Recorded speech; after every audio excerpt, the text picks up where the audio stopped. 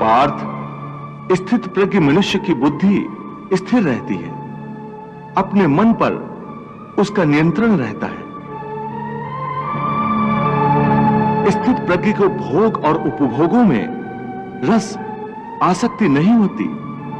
वो शुभ अशुभ वस्तुओं की प्राप्ति होने के बाद भी न प्रसन्न होते हैं और न दुखी होते हैं। पार्थ, ऐसे महापुरुषों को पूर्ण विश्वास होता है कि ईश्वर सदा सर्वदा उनके साथ है, इसलिए वो किसी भी परिस्थिति में विचलित नहीं होते।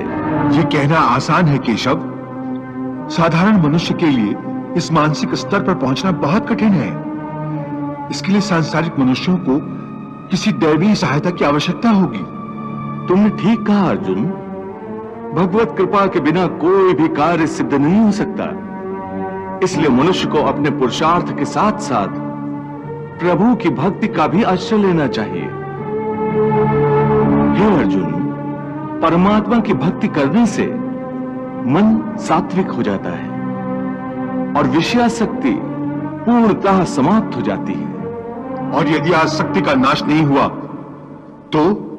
आसक्ति का नाश नहीं हुआ तो मनुष्य का सर्वनाश हो जाता है। सर्वनाश? हां पार्थ, सर्वनाश। हे अर्जुन, आसक्ति के मारे हर मनुष्य किसी भी विषय के आकर्षण और मोह में फंसकर सोते जागते निरंतर उसी का चिंतन करते रहते हैं।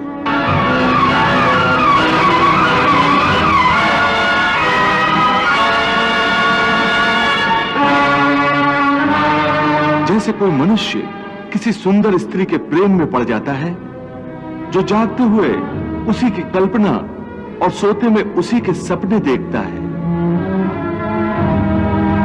इस प्रकार निरंतर चिंतन से आसक्ति की नींव पर काम की भावना उभरने लगती है।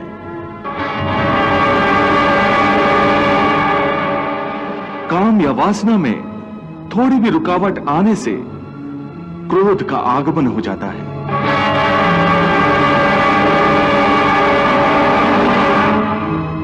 जहां क्रोध है वहां सम्मोह अथवा अविचार अथवा अविवेक भी है।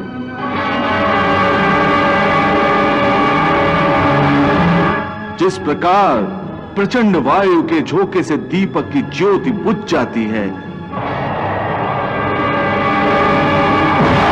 उसी प्रकार काम जनित अविवेक की आंधी से मनुष्य की स्मृति नष्ट हो जाती है।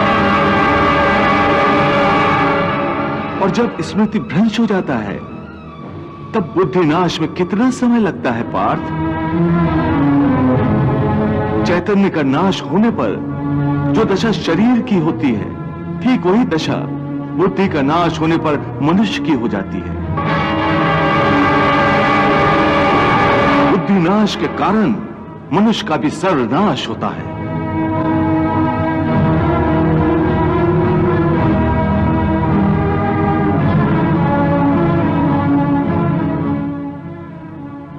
ध्यायतो विषयान् पुंसः संगस्तेषु उपजायते संगात संजायते कामः कामात् क्रोधा अभिजायते क्रोधात् भवति सम्मोहः सम्मोहात् स्मृति विभ्रमः स्मृति भ्रंशात् बुद्धिनाशो बुद्धिनाशात् प्रणश्यति।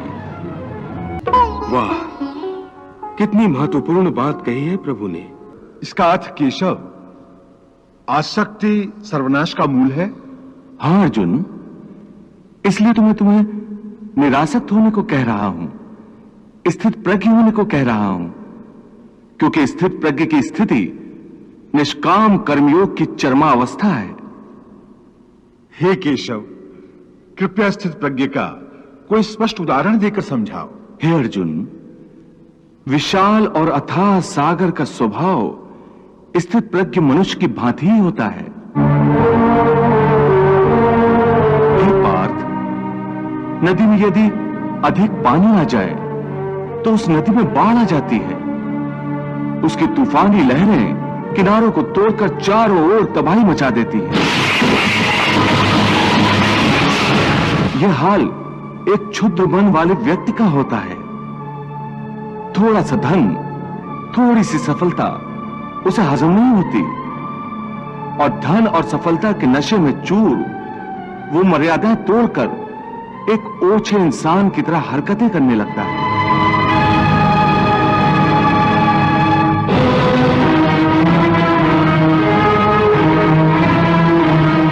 परंतु स्थित प्रज्ञ मनुष्य एक सागर की भांति होता है, जिसमें चारों ओर से नदियों का जल निरंतर जमा होता रहता है।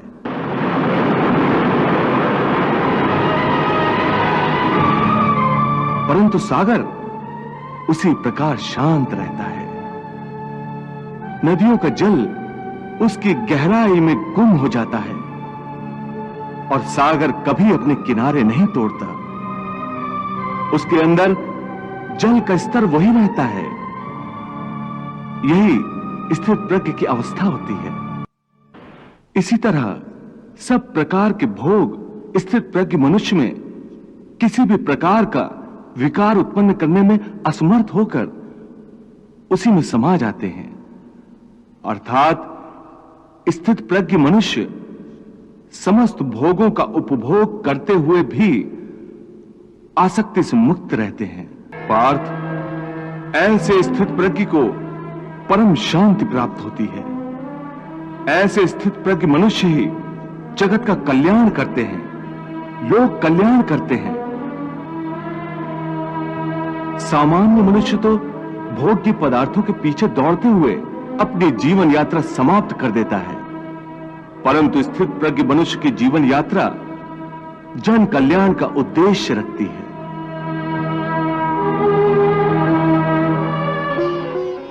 प्रभु, भगवान श्री कृष्ण के कथन अनुसार स्थित प्रज्ञ मनुष्य आसक्ति से मुक्त रहते हैं, परंतु जब कोई मनुष्य संसार में रहकर संसार को भोग रहा हो तो देखने वाले तो उन्हें भोगी ही समझेंगे ना? हाँ देवी, स्थित प्रज्ञ मनुष्य को इसकी चिंता कहाँ होती है कि कोई संसारी उसे क्या समझता है। वो संसार के भोग निरासक्त भाव से भोगता है। ऐसा धीरमती पुरुष यदि किसी नर्तकी का नृत्य भी देख रहा हो तो उसको भी वो भगवान की लीला समझकर देखता है। फिर कोई मनुष्य ये कैसे जान सकता है कि कोई व्यक्ति आसक्ति का मारा हुआ है या स्थित प्रज्ञ, वो भोगी है या योगी? देवी, जैसे चंद्रमा का असल रूप रात के अंधेरे में दिखता है, वैसे ही एक असली योगी का प्रकाश रात के अंधेरे में प्रकट होता है। क्योंकि जिस समय सारा संसार सोता है, उस समय योगी अपने हृदय में ज्ञान का दीप जलाकर मेरी भक्ति की साधना करता है। पार्थ, सामान्य मनुष्य रात्रि का अंधकार होने पर सो जाता है तथा सूर्योदय होने पर जाग जाता है, परंतु योगी की दृष्टि में देह का सोना जागना महत्वपूर्ण नहीं है। कर्मयोगी ज्ञान के प्रकाश को दिन तथा अज्ञान के अंधकार को ही रात मानता है। पार्थ, विषयों के बारे में अज्ञान रात्रि के अंधकार के समान है।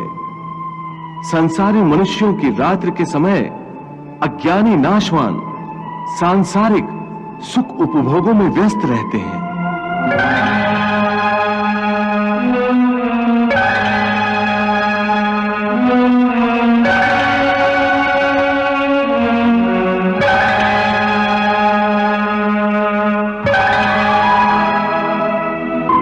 ज्ञानी और योगी जागते हैं और परमात्मा का चिंतन करते हैं। या निशा सर्वभूतानां तस्याम जागर्ति संयमी यस्याम जागृति भूतानि सा निशा पश्यतो मुनेः।